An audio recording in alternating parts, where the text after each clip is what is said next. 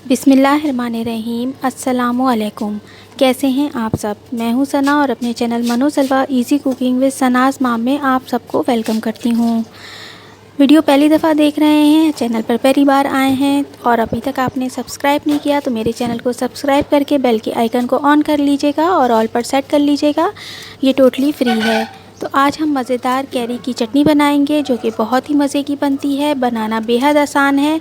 बहुत कम इंग्रेडिएंट्स से बहुत अच्छी चटनी बन जाती है और एक ख़ास इंग्रेडिएंट्स के डालने से हम इसे पूरे साल रख के महफूज करके इस्तेमाल कर सकते हैं और जब भी हमें खाना हो तो हम इसे निकाल कर खा सकते हैं और वही मज़ा देगी, वही जायका आपको मिलेगा।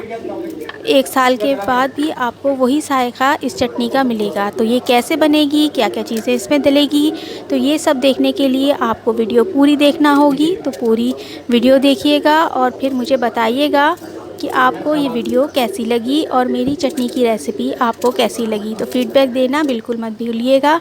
ये चटनी बहुत मज़े की बनती है और नहायत ही लजीज होती है। तो इसको एक बार ज़रूर बनाइएगा और अपने फ्रेंड और फैमिली के साथ इस चटनी को एंजॉय कीजिएगा।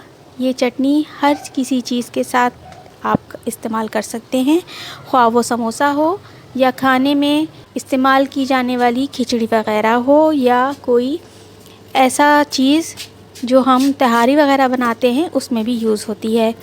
तो बिस्मिल्लाहिर्रहमानिर्रहीम करके हम रेसिपी का आगाज़ करते हैं। यहाँ मैं कैरी को जो है वो छील लूँगी। ये एक अदद मेरे पास कैरी है, लेकिन ये कैरी जो है वो कच्ची तो है ज़रूर, लेकिन इसके अंदर गुठली जो है वो बन गई है। तो इसे थोड़ा सा काटना ज़रा दिक्कत हो रहा था। तो इस तरीके से बहरहाल हम इसके छोटे छोटे जो है वो टुकड़े कर लेंगे और जब अच्छी तरीके से इसके हम टुकड़े कर लेंगे तो छोटे बड़े हों कोई इसमें हर्ज नहीं होता। लेकिन ये नहायत ही खट्टी है कैरी, बहुत मज़े की कैरी है। तो इस तरीके से हम इसके तमाम टुकड़े कर लेंगे और इसके बाद हम ये 2 लहसुन लेंगे और एक कैरी के लिए 2 लहसुन जो है ये बड़े काफ़ी होंगे। तो तोड़ने के बाद हम मज़ीद जो है हरी मिर्चों को भी इस तरीके से छोटा छोटा काट लेंगे और एक मैंने छोटी प्याज ली है, इसको भी हम अच्छी तरीके से जो है वो तोड़ लेंगे इस तरीके से। और इसको इस तरीके से करने के बाद हम जो है मज़ीद इसमें चीज़ें ऐड करेंगे। तो आप वीडियो को फुल वॉच कीजिए, देखिए ये यमी रेसिपी कैसे बनती है। तो इसके साथ ही इसके अंदर ज़ीरा जाएगा और साथ ही इसमें मैं ड्राई पुदीना डालूँगी और धनिया डालूँगी 1 मुट्ठी।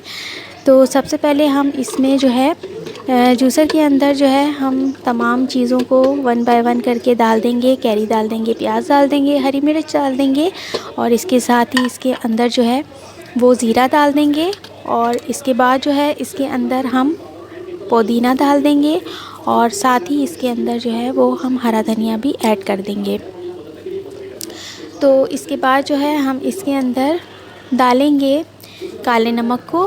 तो काला नमक जो है यहाँ पर मैं हाफ़ टी स्पून के बराबर डालूँगी, तो ये इसके लिए इनफ होगा।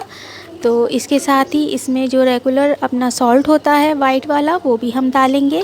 तो इसको भी हम हाफ़ टी स्पून के बराबर डालेंगे और साथ ही जो है इसमें थोड़ा सा पानी डालेंगे पीसने के लिए। तो बहुत ज़्यादा पानी नहीं डालना है, थोड़ा थोड़ा पानी डालना है। अगर आपको प्रॉब्लम हो रही हो पीसने में तो फिर आप थोड़ा सा पानी और ऐड कर सकते हैं। तो पानी डालने के बाद हम इस तरीके से इसको जो है वो पीस लेंगे और पीसना तो बहुत ही आसान है। इस तरीके से हमारी झटपट जो है वो चटनी पीस जाएगी।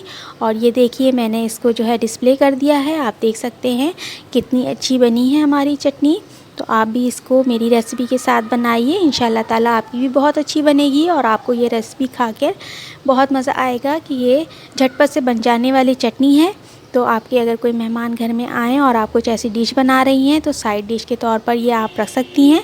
अचार चटनियों का नेबल बदल होती है ये।